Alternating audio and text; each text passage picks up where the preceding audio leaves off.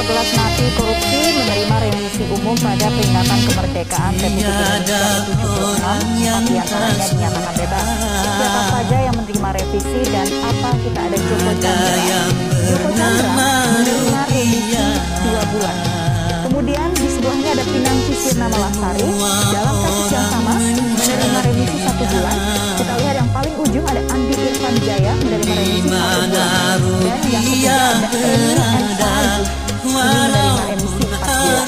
Pemirsa, sel mewah berukuran besar yang dihuni Setia Novanto di Lapas Sukamiskin ternyata bukan satu-satunya. Kalapas menyebut ada 40 sel besar lainnya yang serupa di dalam Lapas Sukamiskin.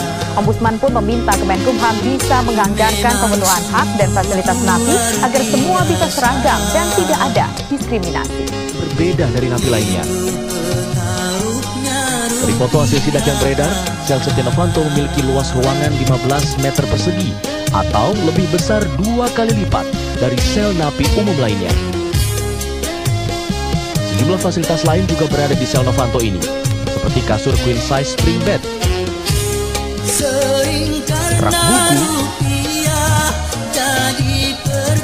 satu set meja kerja lengkap dengan kursinya, dinding berlapiskan wallpaper, lantai lapis kayu, kipas angin ventilasi, dan kamar mandi pribadi dengan kloset tutup. Tidak hanya itu, Ombudsman juga menemukan standar operasional prosedur yang janggal, yaitu sel tidak dikunci sehingga warga binaan bebas berkeliaran di area blok tahanan.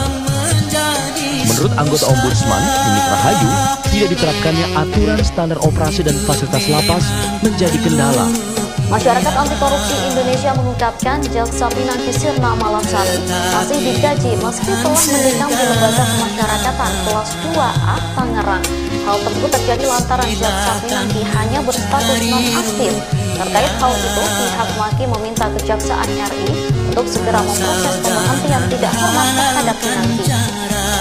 Dikutip dari tribunjakarta.com, hal tersebut diungkapkan oleh Koordinator Masyarakat Anti Korupsi Indonesia, Boyamin Saiman, saat menjadi narasumber di sebuah stasiun televisi pada Rabu 4 Agustus 2021. Boyamin mengungkapkan meski Pinangki saat ini sudah dijebloskan ke lapas kelas 2A Tangerang, Pinangki masih digaji oleh negara karena masih berstatus PNS.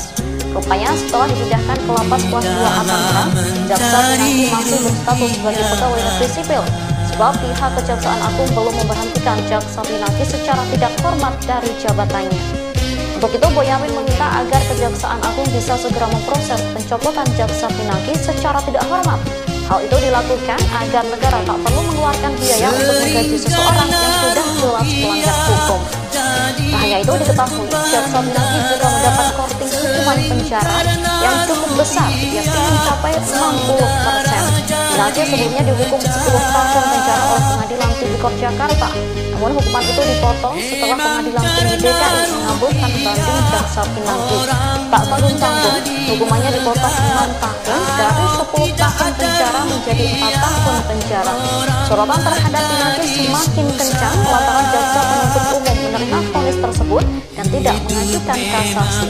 Meski vonis banding Jaksa Pinangki sudah diketok pada 14 Juni 2021, namun Pinangki tak langsung dieksekusi.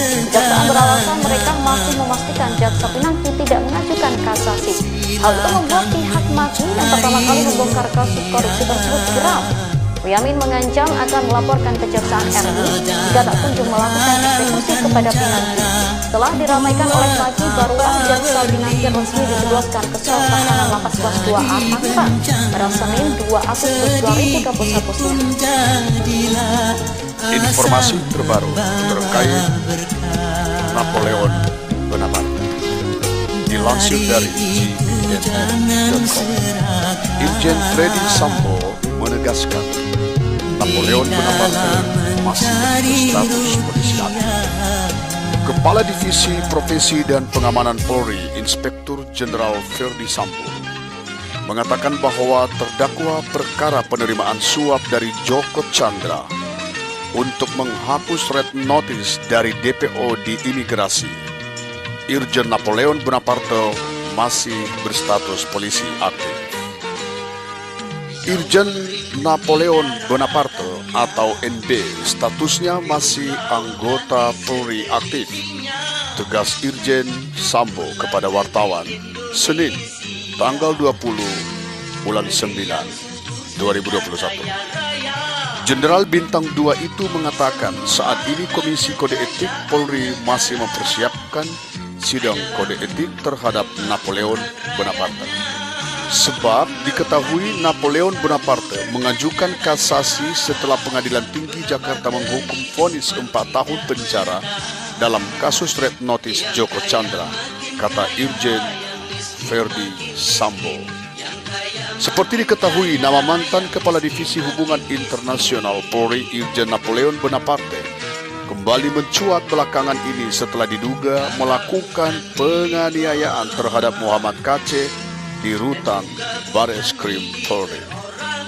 Muhammad KC telah membuat laporan polisi atas peristiwa tersebut. Bareskrim Polri telah memeriksa sejumlah saksi dalam penyidikan kasus itu, dan selanjutnya kita tunggu apa yang akan terjadi. Setelah terjerat kasus korupsi terkait proyek pembangunan pembangkit listrik tenaga uap atau PLTU di Tarahan Lampung, kini nama Emir Muiz kembali menjadi kontroversi. Pasalnya namanya disebut tercantum dalam daftar susunan Dewan Komisaris di perusahaan pelat merah. Dia diketahui tercantum di Badan Usaha Milik Negara atau BUMN PT Pupuk Iskandar Muda. Dikutip dalam keterangan resmi yang dikutip dalam website resmi Pupuk Iskandar Muda pada Kamis 5 Agustus 2021, sejak 18 Februari 2021, ternyata Emir telah ditunjuk oleh pemegang saham sebagai komisaris PT Pupuk Iskandar Muda. Terkait hal itu, banyak pihak yang mempertanyakan jabatan yang diterimanya. Banyaknya kontroversi yang terjadi lantaran dirinya sempat menjadi napi korupsi, yakni terkait dengan proyek pembangunan pembangkit listrik tenaga uap atau PLTU di Tarahan Lampung. Masyarakat Anti Korupsi Indonesia atau MAGI mendesak Menteri BUMN Erick Thohir mencopot nama Izendrik Emir Muiz dari jabatannya kini. Boyamin Saiman yang merupakan koordinator MAGI mengaku kecewa. Menurutnya, mengangkat seorang koruptor sebagai komisaris BUMN tidak memenuhi unsur tata kelola perusahaan yang baik. Dengan demikian, harapan BUMN bersih dari korupsi akan sulit. Pemirsa, tersangka pencuri singkong milik perkebunan Kalibendo, Banyuwangi, Jawa Timur harus menjalani pemeriksaan penyidik Polsek Glagah, Banyuwangi, Jawa Timur. Akibat singkong yang dicuri untuk dimakan tersebut, pelaku terancam hukuman 5 tahun penjara.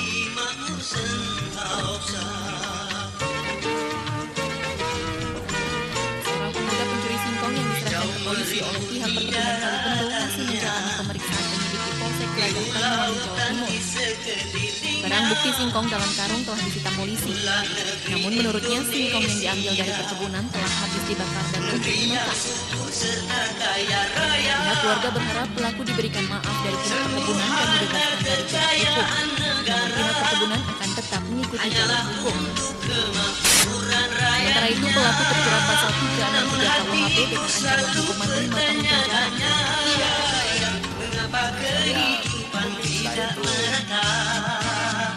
Yang kaya makin kaya, yang miskin makin miskin. Sahabat Saiful itu kan termasuk jangan itu ngambil singkong untuk apapun juga dimakan. Sebelumnya puluhan warga desa Bulusari, Kecamatan Glagah, Banyuwangi, Jawa Timur, warga meminta aparat kepolisian untuk membebaskan seorang pemuda yang ditahan setelah mencuri 20 kg singkong untuk makan sehari-hari. Warga mengumpulkan uang sebanyak Rp50.000 untuk mengganti kerugian pihak perkebunan Kalibendo. Mereka meminta aparat kepolisian untuk menyelesaikan masalah ini secara kekeluargaan bersama pihak perkebunan yang dirugikan. Dari Banyuwangi, Jawa Timur, Eri Sutomo, Ainus Mapot.